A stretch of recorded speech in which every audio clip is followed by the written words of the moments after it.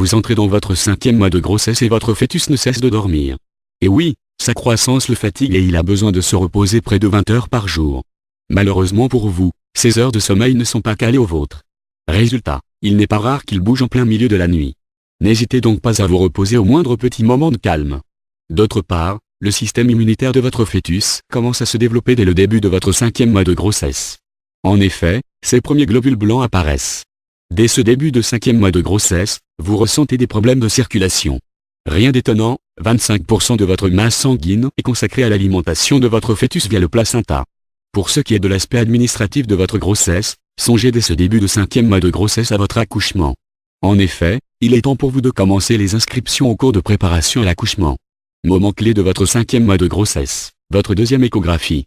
Appelée échographie morphologique, elle sera peut-être l'occasion pour vous de connaître le sexe de votre fœtus. Seule condition, que votre fœtus soit dans une position adéquate. C'est un fœtus en pleine croissance, de 400 grammes et de 23 cm, que vous allez apercevoir. Ces dernières semaines, les sens de votre fœtus se sont bien développés.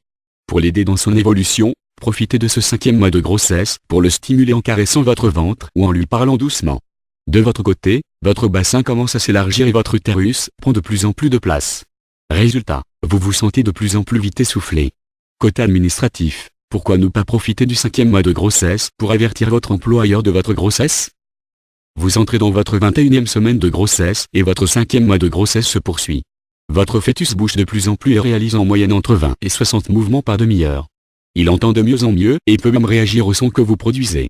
Le chant prénatal peut être une méthode efficace pour communiquer avec votre fœtus. Dès le milieu de 5e mois de grossesse, votre fœtus commence à produire des globules rouges. Conséquence, vous risquez de manquer de fer.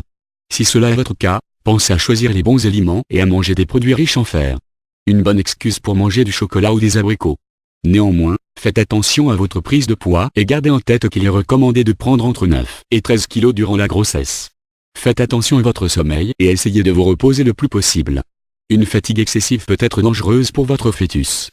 N'hésitez pas à en parler avec votre médecin.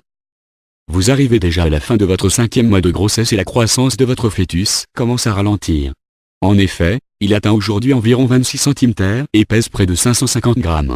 Il devrait prendre encore une vingtaine de centimètres durant les 4 mois restants de grossesse. La peau de votre fœtus est toujours fripée et est recouverte de vernix caseosa, une crème qui le protège dans le liquide amniotique. La fin de ce 5e mois de grossesse est synonyme pour certaines futures mamans d'anémie. Provoquée par une carence en fer, cette dernière est à l'origine de fatigue, d'un teint pâle et d'essoufflement.